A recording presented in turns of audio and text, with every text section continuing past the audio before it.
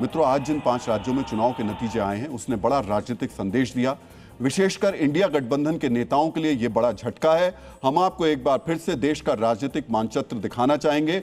इस मानचित्र में आपको गैर एनडीए दलों की वर्तमान स्थिति के बारे में पता चलेगा। आज 2 राज्यों में इंडिया गठबंधन को बड़ा झटका लगा। इंडिया गठबंधन के 2 सबसे प्रमुख चेहरे ममता बनर्जी और एम के स्टालिन अब सत्ता में नहीं हैं।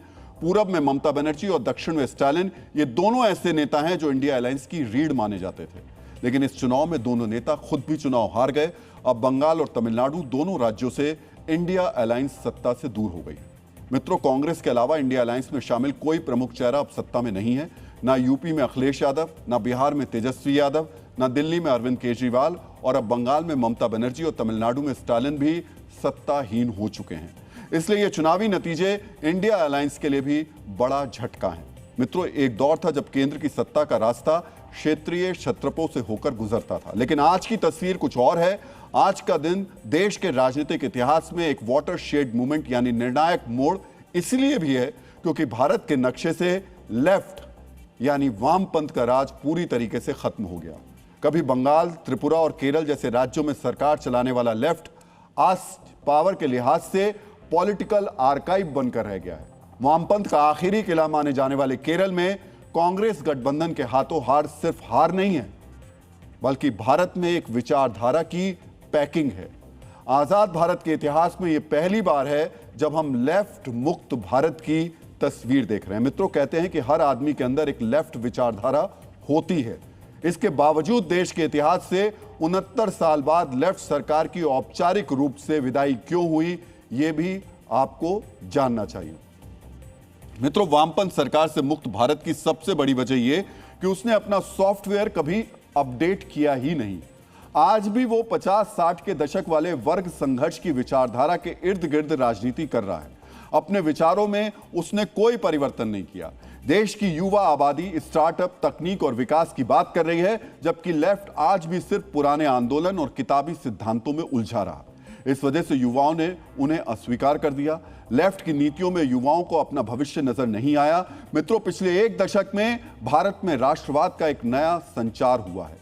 लेफ्ट इस भावना को समझने में नाकाम रहा और कई बार ऐसे स्टैंड लिए जो देश की जनता को अपनी संस्कृति और पहचान के खिलाफ लगे।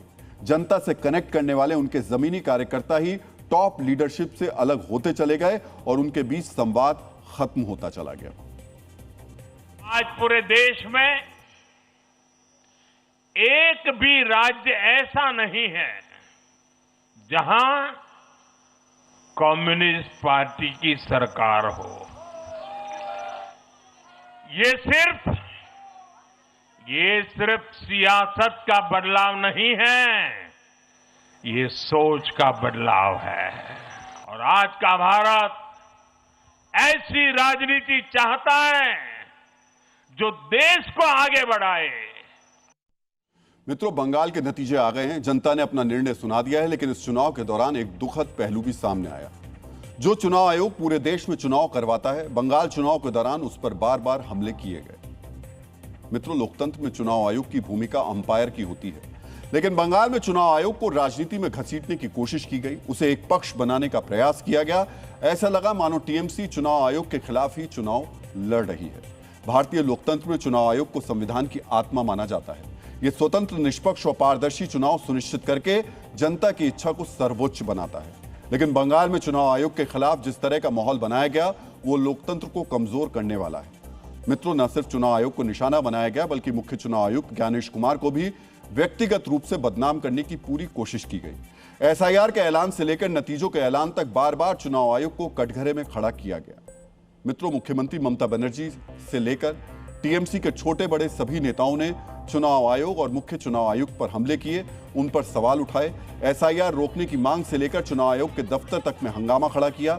चुनाव आयोग की निष्पक्षता पर सवाल उठाए। चुनाव प्रक्रिया के दौरान मुख्य चुनाव आयुक्त के खिलाफ महाभियोग प्रस्ताव का नोटिस भी दिया गया, जिस पर विपक्ष के 193 सांसदों ने हस्ताक्षर किए। स्वतंत्र भारत के इतिहास में पहली बार किसी मुख्य चुनाव आयुक्त के खिलाफ संसद के दोनों सदनों में महाभियोग नोटिस आया। एसआईआर के मुद्दे पर बार बार सुप्रीम कोर्ट में सुनवाई जो थी, कानूनी लड़ाई जो थी, वो लड़ी गई। यहां तक कि पश्चिम बंगाल के मालदा में उग्र भीड़ ने एसआईआर के काम में लगे 7 जजों को पूरे 9 घंटे तक बंधक बनाकर रखा। इनमें महिला जज भी शामिल थी। इस दौरान प्रशासन लाचार बना रहा और पीएम ने इस पर क्या कहा, ये भी सुन लेते हैं। सिर्फ भारत का लोकतंत्र ही नहीं जीता है, आज भारत का संविधान भी जीता है। हमारी संवैधानिक संस्थाएं जीती हैं, हमारी लोकतांत्रिक प्रक्रियाएं जीती है।